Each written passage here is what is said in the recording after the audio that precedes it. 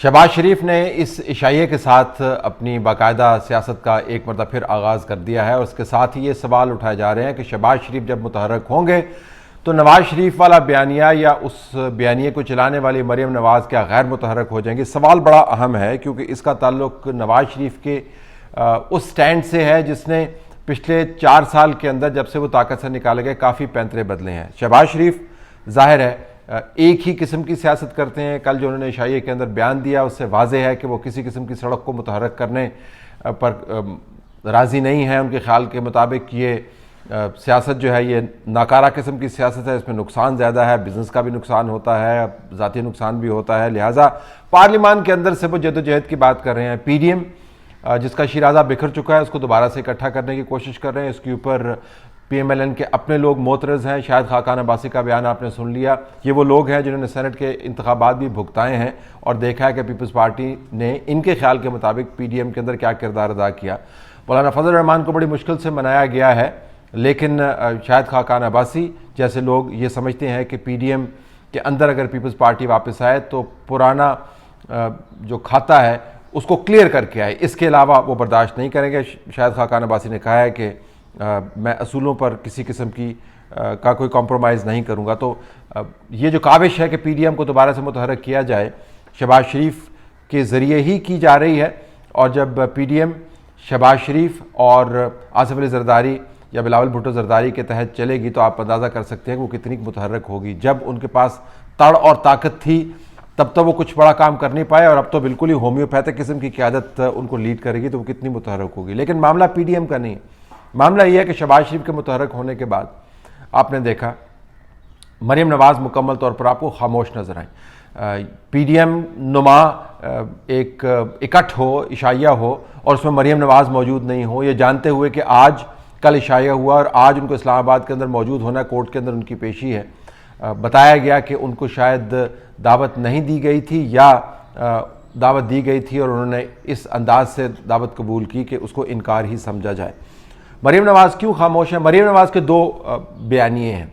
एक बयानिया वो है जो नवाज़ शरीफ की आवाज़ के साथ मिला के चलाती हैं। जब नवाज़ शरीफ बोलना चाहते हैं तो मरीम नवाज़ बोलने लग जाती हैं। दूसरा बयानिया वो है जब नवाज़ शरीफ खामोश हो जाते हैं तो मरीम नवाज़ खामोश हो जाती हैं। तो मरीम नवाज़ का अपना बयानिया जो है वो नवाज़ शरीफ के बयानिए के करीब है, लेकिन उसका इजहार तब होता है जब नवाज़ शरीफ मुतहर्रक होते हैं। तो मरीम नवाज़ का बयानिया तो बड़ा सीधा सा है। नवाज़ शरीफ स्टैंड लेंगे तो मरीम नवाज़ स्टैंड लेंगी। अगर नवाज़ शरीफ स्टैंड को मध्यम करेंगे, डाइल्यूट करेंगे तो मरीम नवाज़ भी डाइल्यूट हो जाएंगी। अगरचे उनको शायद एक तीसरे बयानिए की भी ज़रूरत है।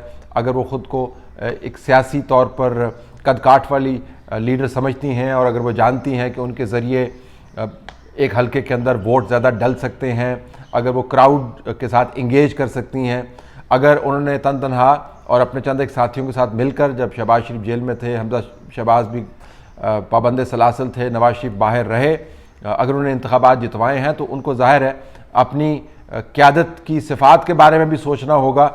वो हर वक्त नवाज शरीफ के बयानिए के ताबे नहीं रह सकती। बहरहाल ये उनका अपना ज़ाती फ़ैसला है। तो मरीम नवाज़ के हद तक तो कन्फ्यूजन आपको नज़र नहीं आती। कन्फ्यूजन आपको नज़र आती है नवाज शरीफ के बयानिए में।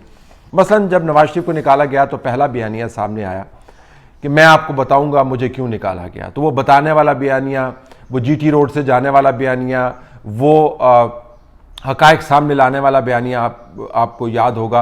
नवाज शरीफ ने बड़ी तकारीर की और उसके ऊपर पार्टी के अंदर बड़ी बहस होती थी कि नवाज शरीफ की तकारीर की वजह से पार्टी का बड़ा नुकसान होगा।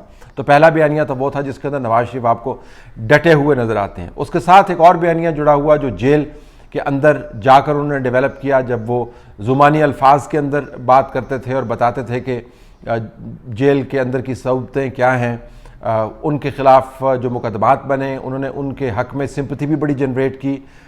जो ख़ानदान के ऊपर गुजरी, उनकी बेगम की वफ़ात हुई, अपनी बीमारी हुई और दूसरे मसाइल का सामना हुआ, तो उसको उन्होंने दबे अल्फाज में कैश करने की कोशिश की। तो आप उसको जेल वाला बयानिया कह सकते हैं कि नवाज शरीफ जेल के अंदर, बेटी जेल के अंदर, ख़ानदान जो है वो बहुत से मसाइल का शिकार और हुकूमत की तरफ से ताबड़तोड़ हमले और नवाज शरीफ का ये कहना कि मैं इसका साबित कदमी से मुकाबला करूँगा।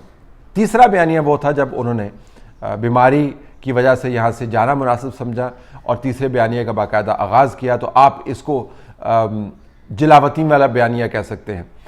उस बयानिए के अंदर क्या था कि कोई बयान नहीं देना, मुकम्मल तौर पर खामोशी इख्तियार करनी है। पार्टी जो है आपने शहबाज शरीफ के हवाले कर देनी है। पार्टी शहबाज शरीफ की स्ट्रेटजी के मुताबिक चलेगी। मरीम नवाज़ के ऊपर भी अमलन एक पाबंदी थी, ना उन्होंने ट्वीट करना है, ना वो जवाब देती थी, और अगर उनसे जवाब मांगा जाता था तो वो मुकम्मल तौर पर उसको टाल देती थी। तो जिला वतनी वाला जो बयानिया था जिसके अंदर नवाज शरीफ मुकम्मल तौर पर खामोश रहे, वो तीसरा बयानिया था। फिर जब शहबाज शरीफ के साथ हाथ हुए, मरीम नवाज़ ने दोबारा उनको कहा गया कि आप मुतहरक हों, ज़िमनी इंतखाबात का जोर पड़ा, उसके साथ साथ जलसे जुलूस करने शुरू किए और पीडीएम का दौर शुरू हुआ, तो आपको एक चौथा बयानिया शुरू हुआ है जिसके अंदर नवाज शरीफ ने बाकायदा नाम लेने की स्ट्रेटजी अपनाई और बताया कि अब मैं खुल के खेलूँगा। गुजरांवाला के जलसे के अंदर उन्होंने बाकायदा नाम लिए और उसके बाद कहा कि मैं मज़ीद तफसीलात भी आपको बताऊँगा। तो जीटी रोड वाले बयानिए को दोबारा से रिवाइव किया, लेकिन जिला वतनी से। तो ये चौथा बयानिया उन्होंने शुरू किया और वो बयानिया बहुत देर तक चलता रहा। हुकूमत की मुकदमात की पॉलिसी जूँ जूँ मसाइल का शिकार होती रही, जूँ जूँ अदालतों से जो फैसले आए उनके ऊपर लोगों का ट्रस्ट जो है वो कम होता गया, जूँ जूँ धांधली करने की कोशिश की जाती रही और जूँ जूँ हुकूमत ज़िमनी इंतखाबात हारती गई, ये बयानिया ज़्यादा ताकत पकड़ता रहा। तो ख्याल ये किया जा रहा था कि गुजरांवाला के बाद नाम लेने वाली जो स्ट्रेटजी है उसने इस्टेब्लिशमेंट को बैक फुट पे डाल दिया है और नून लीग के लिए काफ़ी स्पेस क्रिएट की है। ये चौथा बयानिया था। अब पाँचवा बयानिया जो है नवाज शरीफ का, उसका आगाज़ हो गया है, जिसमें उनसे जब पूछा जाता है कि शहबाज शरीफ की क्या स्ट्रेटजी है, वो किसी डील के तहत बाहर आए हैं, बाहर आकर उन्होंने क़यादत संभालनी है, अगर उन्हें क़यादत संभालनी है तो मरीम नवाज़ का रोल क्या होगा, अगर चौधरी निसार के साथ वो बातचीत कर रहे हैं तो उसमें शहबाज शरीफ का अपना हिस्सा तो है, मियां मोहम्मद नवाज शरीफ का हिस्सा क्या होगा, अगर बुज़दार हुकूमत तब्दील होती है तो क्या चौधरी निसार जैसा लीडर उनको काबिल कबूल होगा, चौधरी परवेज़ इलाही के साथ कैसे ताल्लुकात बनाने हैं।